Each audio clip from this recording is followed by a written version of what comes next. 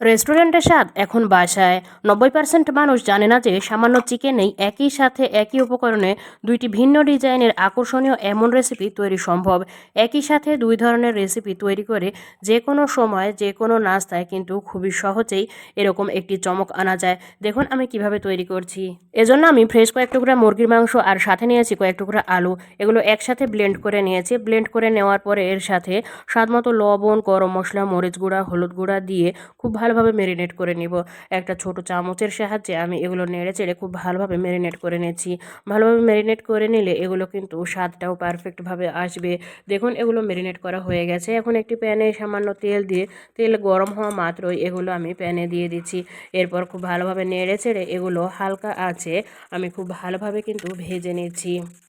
বারবার নেড়েচেড়ে এভাবে উল্টে পাল্টে নিয়ে খুব ভালোভাবে এটি ভেজে নিতে হবে। আর এটি যদি পারফেক্টভাবে ভেজে নেওয়া যায় আর যদি এটি পুড়ে না যায় তবে কিন্তু স্বাদটি আপনি নিজেই বুঝতে পারবেন যে কতটা আকর্ষণীয় হয়েছে।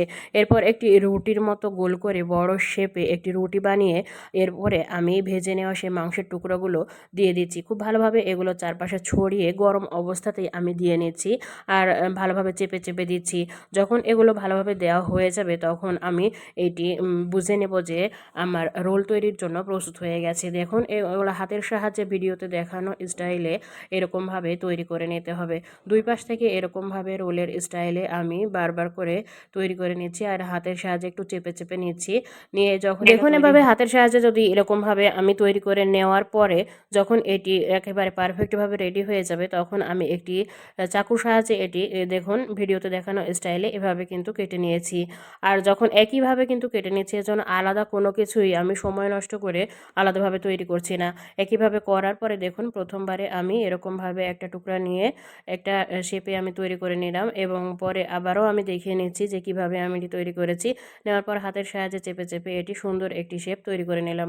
এরপরে আমি আরেকটি টুকরা নিয়ে ঠিক একই রকম টুকরা নিয়ে দেখুন একটু আলাদা করে একটু লাভ শেপে আমি তৈরি করে নিচ্ছি। তো একই সাথে তৈরি করছি সব কিছু একই, তবুও কিন্তু কিছুটা ভিন্নতা রয়েই যাচ্ছে।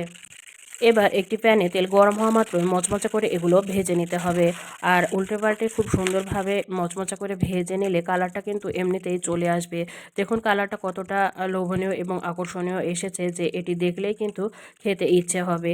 এরকমভাবে তৈরি করলে নাস্তা হবে একেবারে পারফেক্ট। আর আজকের রেসিপি কেমন লাগলো বাসায় অবশ্যই ট্রাই করবেন। এমন সব রেসিপি পেতে পুষ্টিঘরের সাথেই থাকুন। আর দেখুন রেসিপিটি তৈরির পরে আরও কতটা সুন্দর কালার চলে আসে। আর ভেতরে দেখুন মাংসের টুকরোগুলো কতটা সুন্দরভাবে আসছে। চাইলে এগুলো আপনি সসের সাথে পরিবেশন করতে পারেন অথবা আপনি এমনিতেও খেয়ে নিতে পারেন।